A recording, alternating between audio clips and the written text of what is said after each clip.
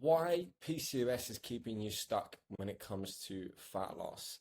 My name is Josh, and her name is, I don't know, because I don't know whose dog this is. I've just been told to look after this for the next few hours. So we've got a co-host today. But what we're going to do today is we're going to take a very different stance on fat loss when it comes to PCOS. I'm going to have to put you down, put in. You keep making weird little noises. Let me put you down over there. Yeah, we're going to take a very different stance when it comes to PCOS and fat loss today. And I'm somebody that in the last year has worked with over 200 women with PCOS when it comes to fat loss. I've worked with women with an array of health conditions, endometriosis, underactive thyroid, hypothalamic amenorrhea. And it led me down this path to eventually look at things through a completely different lens. And when you start to understand that your physiology is determined by your psychology, it's going to change the way you look at this entirely. And there is actually no evidence that can prove against this theory. So I want you to listen closely. I really want you to keep an open mind to this. And when you find yourself, if you find yourself getting slightly triggered in certain areas by what I say, it's usually a sign in which it's something that you need to hear. So the physiology is real when it comes to PCOS, but the identity is what's running the show. And what we're going to break down today is what PCOS is actually doing in the body, because a lot of people don't even know what PCOS is doing. And they're just like, I've got PCOS, I struggle to lose fat, but we need to actually understand what's happening. The common misconceptions and why they're actually backfiring against you, why fat loss stalls, even when you're doing everything right, the identity loop, which is keeping your nervous system stuck, and how we're actually going to break the pattern. So first things first, we will go into the physiology. So this is actually what's going on within your body. Now, PCOS, polycystic ovary syndrome, it's a hormonal condition which disrupts the way in which your body regulates insulin, produces androgens, manages your stress response in your body. There's multiple ways in which this can manifest inside you with PCOS. I do actually believe that they've now changed this to PMOS, which is polymetabolic ovary syndrome, something along those lines. Not a big fan of this change for the reason that I think it opens up a larger bracket of women to now be diagnosed with something which ultimately isn't going to benefit them, which we will get into. But essentially it can manifest in a few different ways. You can have cysts on your ovaries, just like the condition itself states. You can be diagnosed due to insulin resistance, elevated androgens, stress hormone sensitivity. You also can have irregular cycles. My personal philosophy on PCOS, whether you want to agree with it or not, but this is just based on all of my research, all of my thoughts, and working directly with an abundance of women with PCOS. PCOS is not the cause, it's the symptom. And when you have a condition which basically encapsulates so many different things, you have to ask yourself, like, is it a condition or is this just a label for the physical side effect in which you're experiencing? Like insulin resistance.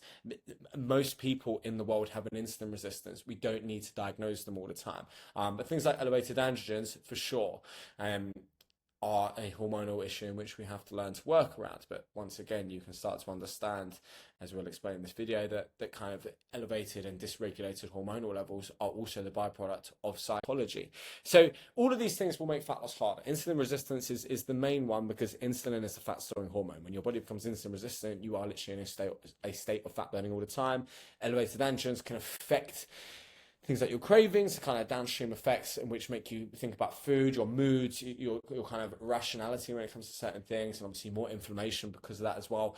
And stress is actually the precursor to insulin. So I would actually say that your stress hormone sensitivity, because it's amplified, is actually what causes the insulin resistance in the first place. Now, the misconceptions which we do need to cover are that you cannot lose fat at PCOS. That's entirely inaccurate. It just requires a little bit more thought, and it's not impossible. It's purely genetic. Like it says here, your genetics load the gun, your lifestyle and nervous system pull the trigger. PCOS, I genuinely do think, and this is such an understudied condition, I genuinely do believe it is not a condition, it is just a symptom, and it's the label in which we associate all these symptoms with, which is caused by lifestyle and nervous system regulation. That you just need to eat less and move more to help yourself lose fat. But what this does is this creates more chronic stress, which keeps cortisol elevated. That caloric restriction, which your you're constantly punishing your body with is literally feeding the fuel in which caused the problem and the fire in the first place. And that medication is the only answer. Once again, medication addresses symptoms. It doesn't actually stop what is causing the issue in the first place, which is the identity and the nervous system running the show underneath the surface.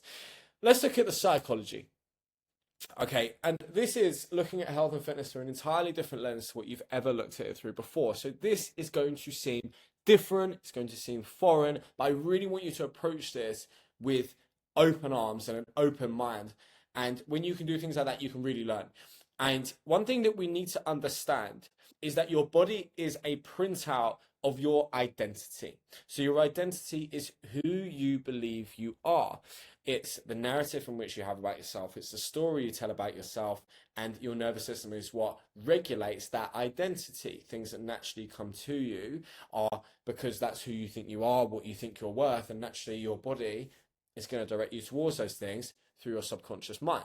Now, your subconscious mind, we've got two parts of your mind. You've got your conscious and your subconscious. Your conscious mind is the mind that sits there and actually consciously thinks. It evaluates thought. But subconscious is that automatic program which is running in the background. Now, digesting food is an example of something which happens through your subconscious. You know, you're not thinking about your stomach doing that work, it's doing it, right? You're not consciously regulating your insulin, you're not consciously triggering your stress. These are all things which are going on automatically.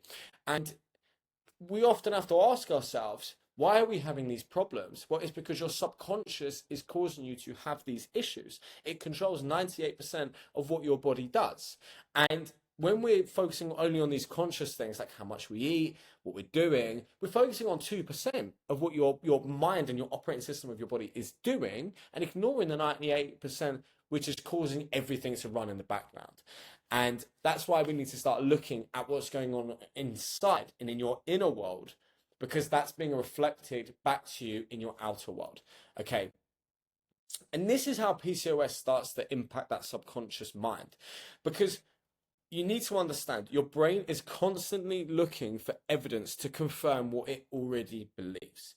So your brain has got this part inside of it called your RAS. That's your reticular activating system, right? And this governs your nervous system. It governs your subconscious mind. And it is constantly looking for evidence to prove you are right, because the brain loves to be right. That's how the ego works. And don't misconstrue ego of being a good or a bad thing. Ego is simply what we all have, and that's the projection of self in which we are.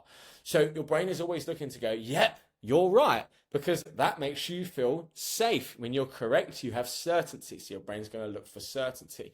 So this is how it happens with PCOS. So, and this is usually the way in which it's manifested. And if you're watching this video, this directly probably applies to you. Is that you likely have an early experience where fat loss maybe felt harder, it was in your family. So it might have been something to do with comparison. You might have had a family member that struggled with weight. You might have felt a little bit different in your body. And that stems to the first belief, which is my body doesn't work like other people's, or I just seem to be bigger, or I can't lose weight as easy as somebody else. And that is where the problem first goes wrong, because if you genuinely believe that, your subconscious is going to start to work in line with that and actually start to allow that to become a manifestation within your reality. Now, the dog's barking. Hey, enough of that. The next thing is a PCOS diagnosis comes along. So now you've got a name for this belief in which you've inflicted upon yourself. And you have a medical confirmation of this. And the brain goes, I was right. Something's wrong with me. I knew I couldn't lose weight like everyone else, and it latches onto this diagnosis. And one thing we've got to remember about diagnosis is just a label. That's all it is. It's a label. And as soon as you take a label, you accept the limitations that come with that label. Then what happens is you start to go down repeated attempts at trying to lose the weight. So you keep trying, and every single time you fail, it starts to fuel the fire of this belief system that you can't lose weight, and it's always going to be hard for you. This belief gets stronger and stronger and stronger, and then your nervous system locks it in. So your body starts protecting this identity. Losing weight now feels unsafe, and your nervous system fights against it. Because anything which goes against who you think you are, your nervous system interprets that as threat. So you can see how this starts to cascade, and you've probably seen how this is played out in your entire life.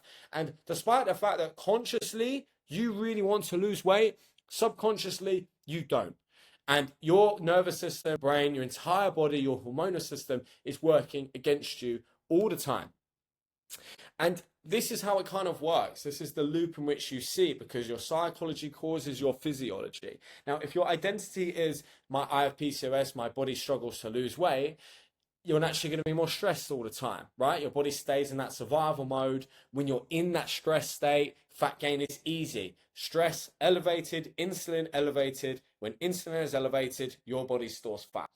You start to become obsessed with the scale. So when you focus on what you fear, it attracts more of what you fear. What you focus on in life comes to you. And because you're scared all the time of losing weight, because you think that it comes easily to you, you naturally draw more of that within your reality because you're focusing on it all the time. And proof, you're always trying to find evidence that the diet is the problem, that this is the problem right here. It's the training program, it's the fact that you can't do this. And your brain is always basically collating evidence to go, doesn't work for me, doesn't work for me, doesn't work for me. And what we find is you're actually becoming a victim to yourself. And this isn't me calling you a victim. This is just what's happening. And you become a victim to your beliefs, and we need to learn to unsubscribe from them. And then another way in which this can kind of manifest is you think that your body struggles to lose weight, so we take really extreme approaches, and then we start to find ourselves in these binge and restrict cycles. And this is how everything feeds back into itself. Okay. Your nervous system is working against you, right? And it's not because it's broken, it's actually doing exactly what it's supposed to do. It's protecting you, but the problem is you programmed it to protect a version of yourself which you no longer want. Now, like, I'm going to bring you back to that certainty idea, that safety is in this familiarity. It's in the certainty. And your current body, believe it or not, to your nervous system feels safe.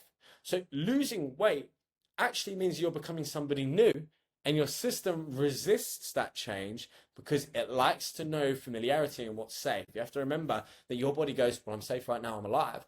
And changing it drastically is a direct threat to it. And then when you feel threat, cortisol's elevated, spikes your insulin, you store fat. You can see how this cycle manifests. And fear focuses the body. So when your focus is on gaining weight back, you're unconsciously attracting that exact outcome. Where the attention goes, the energy flows. And this isn't a metaphor. This is how the brain actually works and filters information. This is where you can get two people. One person can't gain weight and they're scared of losing weight, and the other person can't lose weight and is scared of gaining it. And both of those people seem to attract those things pretty aggressively. And it's not that physiology changes that much. We're all very similar. We'll have the exact same genetic expression. We'll have the same metabolism, the same hormonal system. We just have different psychology which governs it. And that's actually why. You've got a friend that goes, I just can't gain weight. And you're looking at them going, I fucking wish I was you. And they're looking at you going, I wish I was them and I couldn't lose it. You know, everyone's fighting against each other, but that's actually what causes the problem in the first place. And what this looks like in real life, and you probably experience something like this, is I need to check the scales every morning. I'm going to be scared if I gain weight. This is going to be a problem. And you end up being so scared of the thing in which you're focusing all your attention on. It's not a discipline problem. It's actually your nervous system needing a full sense of control. Okay. The fear of gaining weight, it keeps cortisol elevated. Cortisol drives fat storage. Like I said, the scale confirms the fear, and the result feeds back into the belief in which we're looking to dismantle. So we actually want to dismantle this pattern. I'm drinking a Diet Coke. Not the most healthy thing, but on a hot day, ice cold. Hey, none of that treacle. So you actually need to learn to break the subconscious pattern in which has been governing your progress your entire life. And here's a thought for you. And this is a real thought-provoking one for you. If you put that identity, that belief system of a world-class athlete into a 300-pound body, how quickly do you think that body would change? You'd say unbelievably quick. It'd probably be one of the fastest transformations we've ever seen. And that's because they would be thinking like the person in which they're looking to become, because they have that identity. They would move like that person. They'd make decisions like that person. Everything would be in alignment. And this is where I bring you back to this thought again, that your external world is just a reflection of your inner, and your body is just a printout of that identity. Because that external is just a reflection of what's going on inside. So when that internal is changed, once we put that world-class athlete into that body, the external has no choice but to mirror it. So we want to really start breaking the cycle of thinking the previous version of ourselves and step into the new version. So we have a new story, a new identity to feed our subconscious mind, to feed our nervous system, so we can begin to accept this dream body and break ourselves out of the loop in which you've been stuck in your entire life. And again, you're probably going to meet this with some resistance going, I don't believe it. He's bullshitting. This is a lie. But has the food worked for you? Probably not.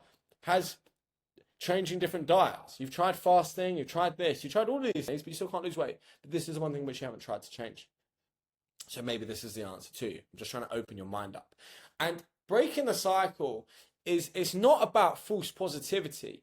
It's just about re-evidencing. So one thing we need to do is understand the old story which you keep telling yourself. You need to understand the lies in which you've been telling yourself about it. Have you been saying to yourself, it's hard for me to lose weight? Have you been telling yourself that PCOS makes it difficult for you to lose weight? Probably. Have you been constantly feeding this belief system which doesn't serve you anymore? Because I can tell you full well that you telling yourself that it's hard to lose weight, it no longer serves you. You know, and you need to learn to unsubscribe to that. So we need to stop feeding it. We need to stop watering this garden of our subconscious mind with our conscious mind and paying attention to these things. Next, what we need to do is build a new evidence bank for the new beliefs in which we're looking to install. So finding a bit of evidence every day that proves you're already becoming a different person. You know, it doesn't have to be big things. It can be anything. And I want you to start finding evidence that you are this new person that you're looking to be. So I want you to close your eyes and imagine you're in your dream body. You're literally standing there in it, right? You kind of close your eyes, open them, and bang, you're there. You've got a slim waist. You've you've down 4 dress sizes. People compliment you all the time. And act like that person you're looking to become and start finding evidence for it. Okay? And when you can start finding evidence to it, your subconscious mind is going to start believing that you are that person. That's how it works. The next step of that is neutralize, not suppress. So when that fear comes up, when you're feeling like, oh, I just do find it hard to lose weight, I'm not telling you to just sit there and lie to yourself and go, no, I find it easy, but neutralize it. Say, I understand why I feel this way, but I know consciously this is not the truth. And you start by neutralizing to take the energy out of the negative and bring it back to baseline, which is enough change in of itself. And then, like I said, you want to become her before the result. So the version of you who is lean and free in her body, that loves her body, doesn't obsess over her body, act like that person, think like that person, because then you will start to naturally do the things in alignment with that version of yourself that has it. And the easiest question I have to ask yourself is, and this is always a good breakthrough for people, is does the ideal version of you in that dream body obsess over her weight? No. So how, by obsessing over our weight, are we going to cultivate that into our existence now? It's never going to happen. So you have to start breaking these patterns. The most important thing for you to understand about this entire process is that your subconscious mind is the garden and your conscious mind is the gardener. And right now, what you're doing through your conscious mind is you're only watering what you do not want to grow. So you're always giving attention, weight, emotional intensity to thoughts regarding things in which you don't want to believe in. You want to find it easy to lose weight, but all the time you're thinking about how hard it is for you to gain weight. You're looking for the evidence. You're relaying evidence back to you that you do find it difficult, and you're consciously ignoring all the evidence that shows you that that's not the case. Even when you have a good week, you say to yourself, I could be better. Even when you lose a couple pounds, which is an amazing thing, you're telling yourself, but it's a fluke and you're going to gain it back again and it's just water weight. So all the time when you are winning, you're refusing to accept those wins and you're still focusing on the negative things. So we need to constantly be reframing our mind to go, nope, this is evidence that I'm becoming this person. Nope, this is evidence. I am this person. And there's a variety of techniques which you can use to do that, but that's what we want to be doing. Is we want to be stepping into that version of ourselves that has that body, therefore we can attract it. You can't attract what you aren't. That's why I'm telling you, your body which you're seeing right now is just a reflection of what's going on up here. Because if this thing was right, this thing would be right also. You cannot escape that. So the goal is not to force change, it's actually to start fighting against yourself and start letting the right things grow. So the takeaways from this video: PCOS makes fat loss a little bit more difficult because of the hormonal side, but it doesn't make it impossible. The physiology is real, but the identity is what runs the body at the deepest level. Most women are not stuck because of their hormones, they're stuck because of the story their subconscious and the nervous system believes about those hormones. And the solution is not more restriction or more willpower, it's nervous system regulation and identity rewiring. And when you change what you believe about your body changes. And if there's one bit of evidence you need for the fact that your psychology determines your physiology, is look at when you get anxious. How does your body change when you get anxious? It heats up, you might be a bit more frantic, your chest gets tight. And what created that anxiety? Your mind, because you perceived something as threat or something that would potentially make you feel unsafe or uneasy, which that only came through your mind, by the way, and then it changed your physiology. So there is a direct correlation between the two, that your mind impacts your body, even on the most simple level. When you get sexually aroused, your physiology changes, your body temperature increases, your blood pressure increases, blood flow goes to those body parts which allow for sexual expression. Literally, your mind determines your physiology. And when you learn that, it's a very powerful feeling, because then we need to understand that all of these things which you do on the outside, all of the behavior, all the diets, all the training programs, they're wish-wash, they're fucking fagoozy, they're a waste of time, because they're going to give you a temporary fix, and then ultimately your identity is going to take back over the show because it didn't change who you are. Once we change the internal, external changes, and everything flows downstream from that, okay? Now, I have done this for a very, very long time. I have worked with people doing the exercise and the diet. Sometimes you see a good result.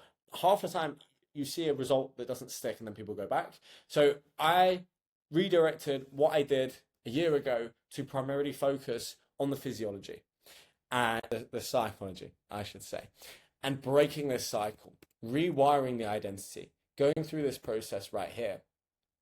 And this is what made results stick for people for a lifetime.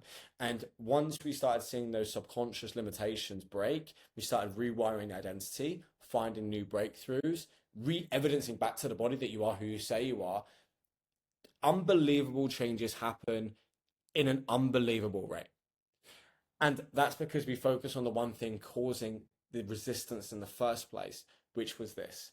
When we can start to change this through the inner work, through the breakdowns, through seeing things, through understanding the way in which you think, you can see a change that will happen very, very quickly, that will also last your entire life as well. Because you can temporarily borrow a body, but you can't keep it if you don't change. What we're looking for you to do is change from the outside or from the inside, and then the outside will become a permanent reflection of that.